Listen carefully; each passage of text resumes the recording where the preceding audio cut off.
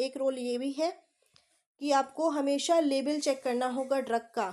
जो भी आपका ड्रग का लेबल है वो चेक करना पड़ेगा। जैसे ये मान लीजिए कोई वाइल है, ये आपकी ड्रग है, इसका हमेशा लेबल आपको ड्रग एडमिनिस्ट्रेशन से पहले चेक करना होगा। क्या चेक करना होगा? इसकी एक्सपायरी चेक करनी होगी। ये बहुत इंपॉर्टेंट चीज़ है कि किसी भी ड्रग को देने से पहले हमें हमेशा उसकी क्या करनी होगी?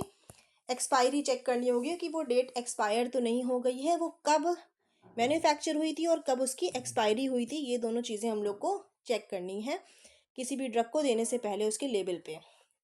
तो ये मैन्युफैक्चर हो गया, फिर एक्सपायरी हो गया।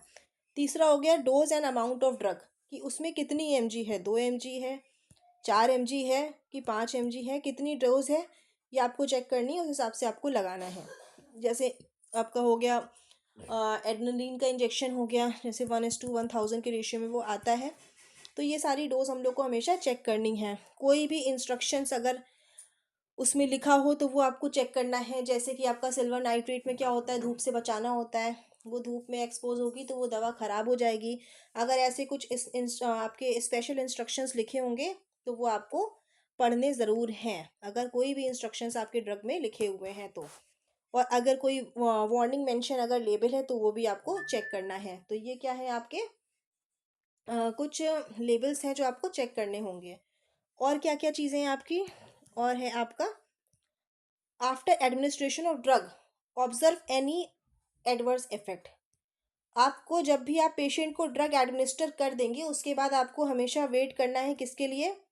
एडवर्स इफेक्ट के लिए। फॉर एग्जाम्पल एक ट्यूब आता है, ऐसा नहीं कि आप ऑइंटमेंट लगा देंगे फिर चले जाएंगे। एक ट्यूब आता है थ्रोम्बोफोब। जो थ्रोम्बोफोब ट्यूब होता है उसमें होती है हेपारिन। ये क्या करता है?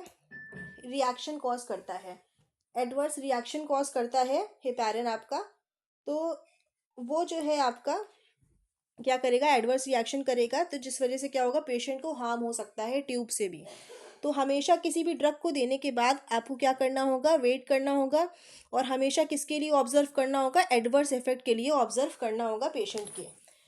फिर उसके बाद है many drugs produce hyper sensitivity. यही बात मैंने बताई है, कुछ ड्रग्स हाइपर सेंसिटिविटी प्रोड्यूस करती हैं, जैसे कई सारी एंटीबायोटिक हो गई आपकी, और आपकी जो है हेपारिन ड्रग हो गई। तो उसके कई सारे एडवर्स इफेक्ट होते हैं।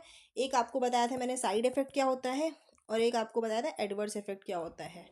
दोनों के बीच में डिफरेंस बताया था। तो जो एडवर्स इफेक्ट के लिए आपको वेट करना होगा अगर हाइपर सेंसिटिविटी रिएक्शन है। और watch for these reaction and always keep ready emergency tray for containing life saving drugs.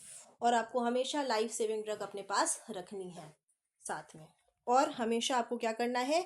एक फाइल का रिकॉर्ड मेंटेन करना है आपको ड्रग एडमिनिस्टर करने के बाद। तो ये सारी चीज़ें क्या करनी है हम लोग को ध्यान में रखनी है ड्रग एडमिनिस्ट्रेशन के बाद। क्लियर? तो ये बात हो गई हमारी ड्रग एडमिनिस्ट्रेशन से रिलेटेड।